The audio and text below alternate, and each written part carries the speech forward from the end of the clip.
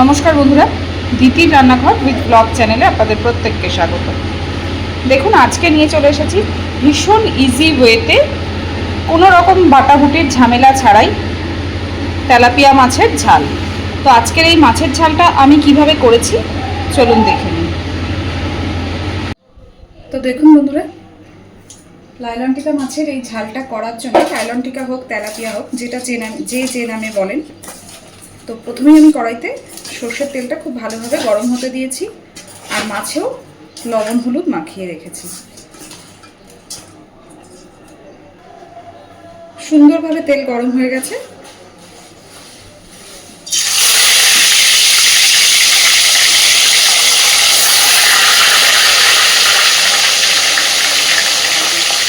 তো এইভাবে মাছগুলো ভেজে নেব। এবার প্রথমেই আজকে একটা কথা বলি, আজকে হয়তো ভিডিওতে একটু অন্য সাউন্ড আসতে পারে, কারণ আমাদের এখানে পাশে কাজ হচ্ছে, এখানে মাইকে গানও হচ্ছে, তো সব রকমের হয়তো আজকে একটু সাউন্ড আসতে পারে, প্লিজ একটু মানিয়ে নেবেন।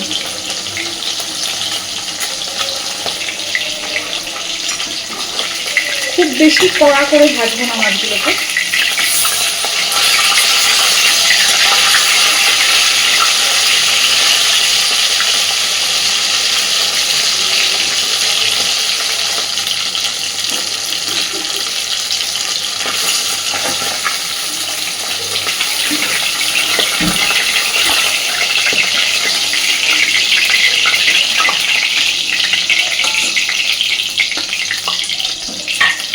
বাকি মাছগুলো আমি সব ভেজে নেব।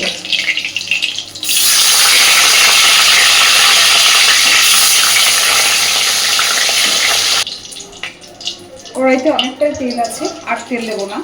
এইবার ফোড়নে দিয়ে দেবো অনেকটা কালো জিরে,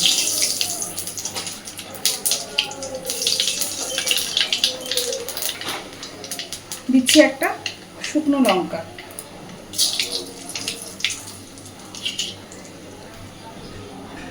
এবার দিচ্ছি পেঁয়াজ কুচি,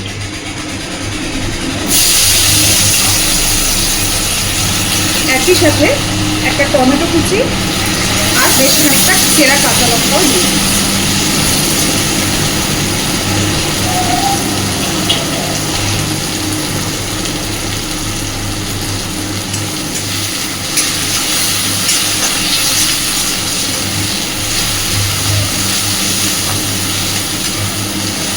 এর মধ্যে এবার দিয়ে দিচ্ছি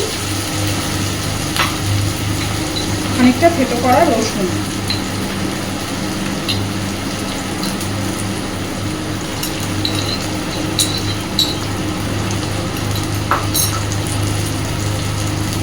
আলাদা আলাদা করে সময় নিয়ে কষিয়ে নিয়ে তারপরে ব্যবহার করব না, মোটামুটি একসাথে করেই এই সব মশলাই দিয়ে দিয়েছি। এইবার খুব ভালোভাবে এগুলোকে একটু ভাজতে হবে, লালচে করে নয়, মোটামুটি একটু কালার চেঞ্জ হওয়া পর্যন্ত ভেজে নেব।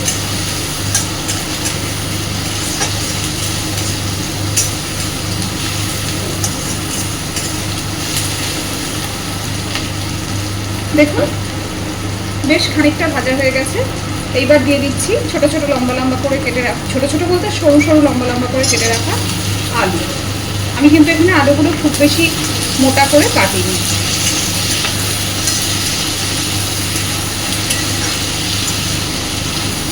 এই এই মাছের ঝালটাতে আপনারা কিন্তু চাইলে এরকম লম্বা লম্বা করে সরু সরু করে কেটে বেগুনেরও ব্যবহার করতে পারেন, সেটাও খেতে ভীষণই ভালো হয়। তো এবার দিয়ে দিচ্ছি পরিমাণ মতো লবণ,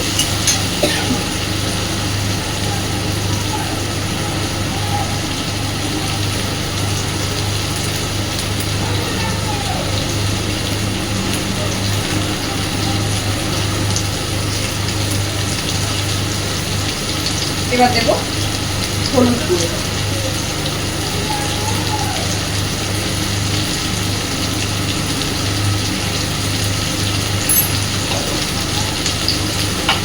আর দিচ্ছি লঙ্কার গুঁড়ো, এটা কিন্তু ঝাল লঙ্কার গুঁড়ো।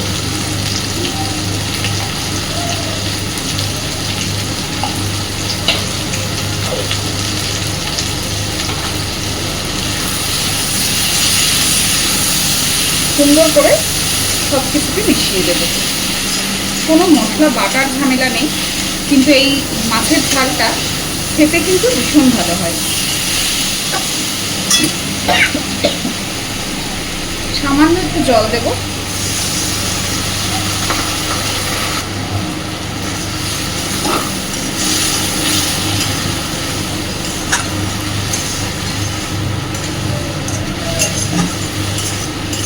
শোল মাছ, কাতলা মাছ, চিংড়ি মাছ, এরকম অনেক ধরনের মাছ দিয়েই কিন্তু এই ঝালটা খেতে খুব ভালো হয়।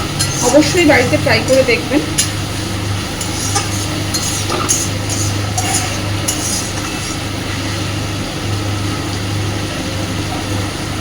তো এবার একটু সময় ধরে মশলাটাকে আলুর সাথে সুন্দরভাবে কষে নেব।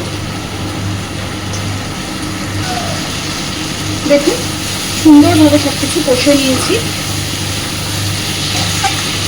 বাটাবাটির ঝামেলা ছাড়াও কিন্তু কিছু কিছু রান্না খেতে সত্যিই ভালো হয়।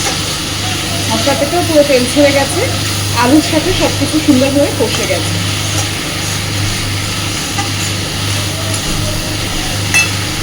এইবার জল দিয়ে দেবো। আজকের এই মাছটা যেহেতু আমি ঝাল করব, খুব বেশি জলের ব্যবহারের দরকার নেই।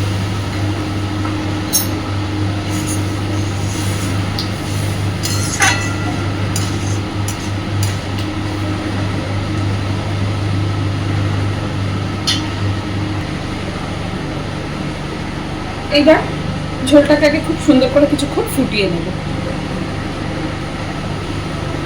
সুন্দরভাবে ফুটতে শুরু করেছে। এবার আমি ভেজে রাখা মাছগুলোকে দিয়ে দিচ্ছি।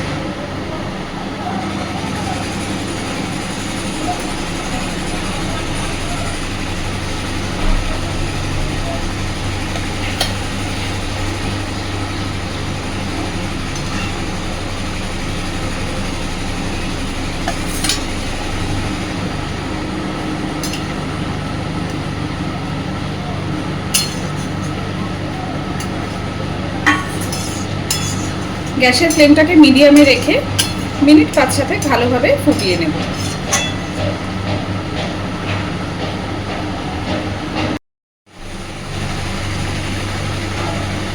মোটামুটি সবই সুন্দরভাবে সিদ্ধ হয়ে গেছে, কিন্তু এটাকে আমি আরও খানিকক্ষণ ফুটিয়ে নেব, কারণ আমি এতটা গ্রেভি রাখবো না।